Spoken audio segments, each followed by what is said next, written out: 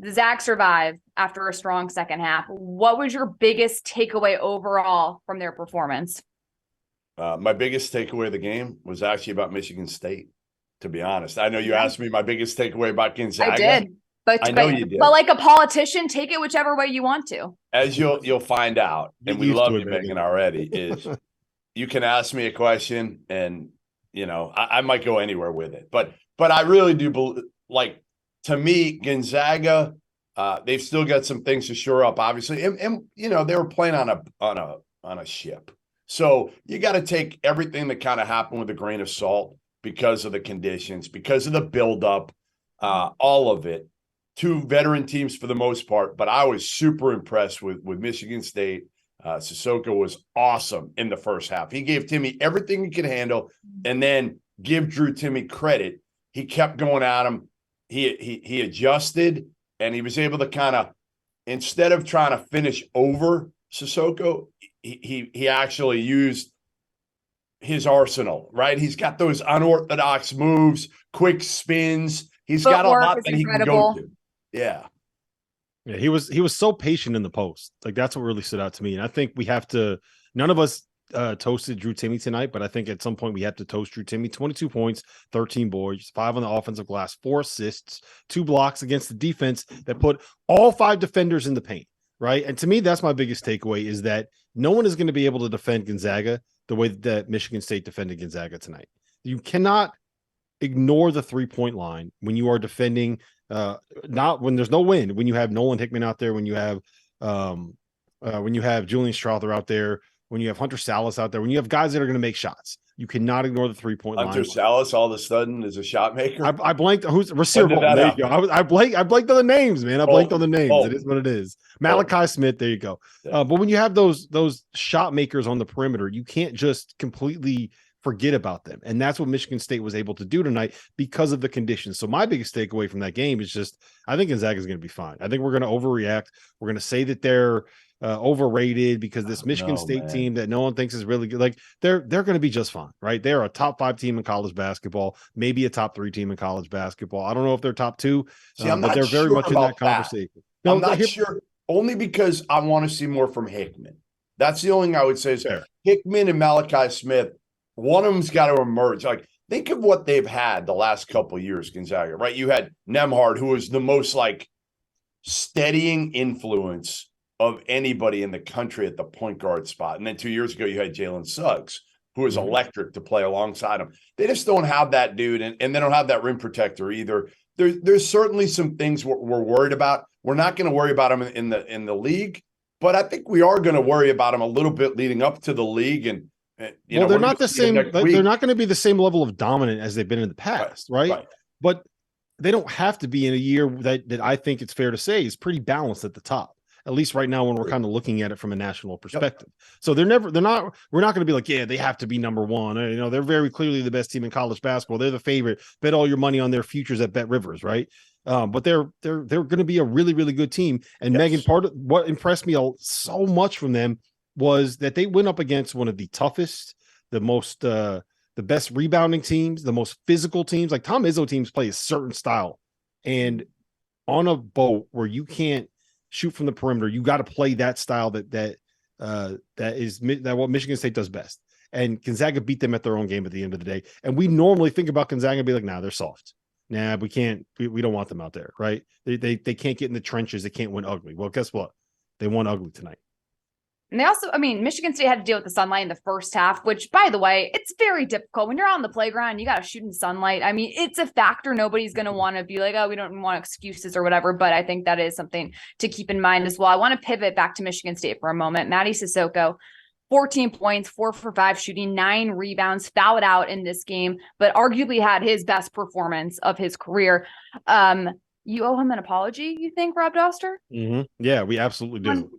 Let's hear it. We were laughing about it. We were laughing about it on the group chat before. What Lafonso Ellis says something about Michigan State is going to win because of their size and strength inside, and he comes out here and I think he had 14 and 9 tonight. I think he had 12 and 7 in the first half. Outplayed Drew Timmy in the first half. So yes, Mady Sissoko. Look, cheers to you, sir. I apologize. I take it all back. Yeah, he played like a beast, and that's probably what Izzo's going to need from him every game. I mean, that's the one big question we have. Well, the other question is, do they have a star? But I think we're okay with the fact that Michigan State doesn't have a go-to guy, a star. Jaden Akins, I don't know if he's ever going to get there, but he'll be better than he was tonight coming off the injury now. Right. You know, Tyson Walker was much better in his decision-making than he was early last season. A.J. Hogarth's much better than he was a year ago at this time. So they're all going to be better. And Hauser was, in foul trouble, and he didn't do anything tonight. And they hung right. He's one of those guys. If he can't shoot, if there's no threat for Joey Hauser to make a jump shot, like, why do you have him on the floor? Yeah, you're right. You're right.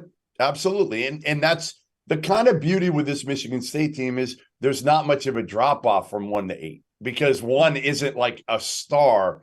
But again, Sissoko's going to be the key because if he can just do what he did tonight and battle and rebound and finish down low, that's all they need.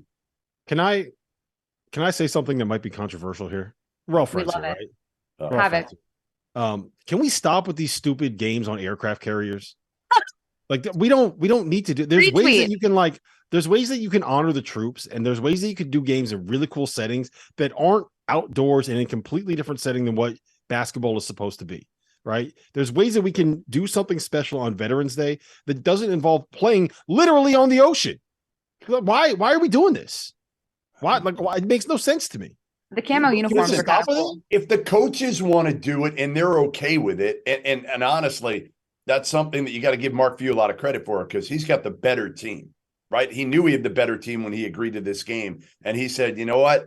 I want it. This experience is worth it for the kids, for the coaches, for the troops. They had two people, two troops, they were doing the game for a couple minutes tonight during the game. They took you know what? I think you're an asshole. I'm not saying like when they did the games in Germany on the Air Force Base in Germany, that's awesome, right? There are plenty of Army bases in the United States where you could do a game like this, right? It's just we don't need to do it outside on a boat. Why are we doing it on a boat? Well, you have Wisconsin playing Stanford tonight inside of America Family Field. So you're in a baseball stadium, but they put a court in there. It's a unique experience. It draws the whole fan base. It's in Milwaukee, so more of Wisconsin fans can get to it. So to your point, there are easier ways to have these games. The aircraft carrier is pretty cool. I see your point with it, which brings me to my next question for the two of you. How much can we actually take away from both these teams, seeing that this game was on a freaking aircraft carrier, and that's never going to happen again for the course of the season? My biggest takeaway with Gonzaga is just that they have the toughness is there, right? We can't question their toughness this year because they just out-toughed one of the toughest teams in college basketball. Now, I think, Goodman, your point about is Nolan Hickman going to be that guy?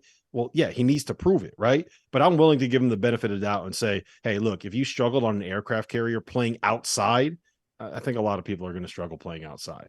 So I think the toughness aspect of it, and Drew Timme is that dude. Like, we knew it already, but Drew Timme's that dude. And I want to ask you guys too, by the way, how do you guard Drew Timme? If you're a coach going into a game, what do you think is the most effective way? You double team him, he can pass out of it, and someone can shoot. You go one-on-one with him, he's going to score on you every single time. How do you slow him down? You put 3 people on him? No, you just double. I think you double him. You do this.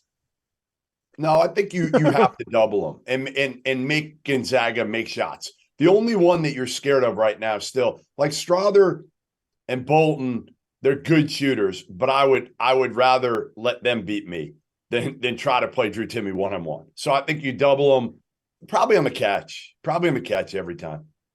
Half of Michigan State almost fouled out. 2 of them did. Everyone else, you get people in foul trouble that whole entire second half. So some food for thought.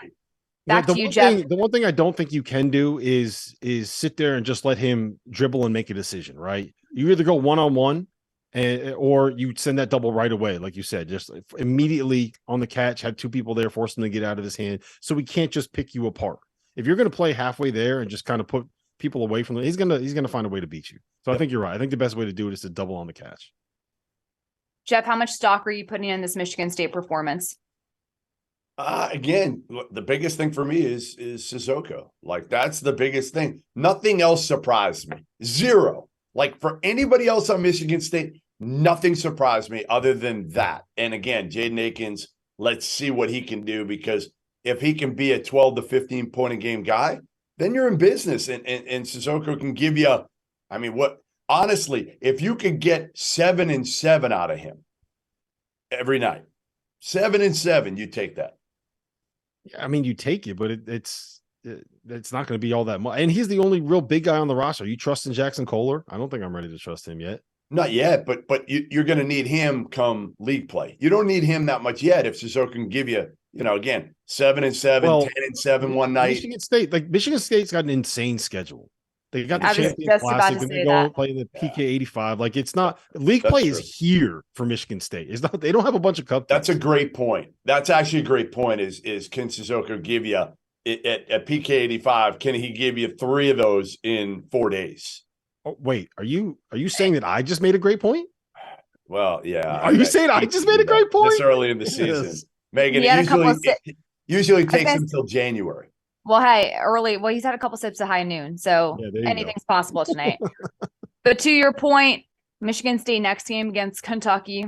They play Villanova, Alabama, Notre Dame. They have a couple people they could potentially play in the PKI, and then they get into Big Ten play. It's a brutal non-conference schedule. Gonzaga as well, though, playing all Power Fives moving forward before they start conference play. But Michigan State has what I love about Tom Izzo. He's going to play the best of the best early on to be battle tested when you go into conference play. Because at the end of the day, when it comes to March, you want that resume to be as pretty as possible for the committee. And you know what? Like, Tom Izzo just does it right. He does it for himself, for his players. Like, great games in great environments. He takes advantage. He knows they have the opportunity to play him. So why not play him and get your team ready and find out what you have early, rather than playing a bunch of bye games and getting false confidence for what? He doesn't need that.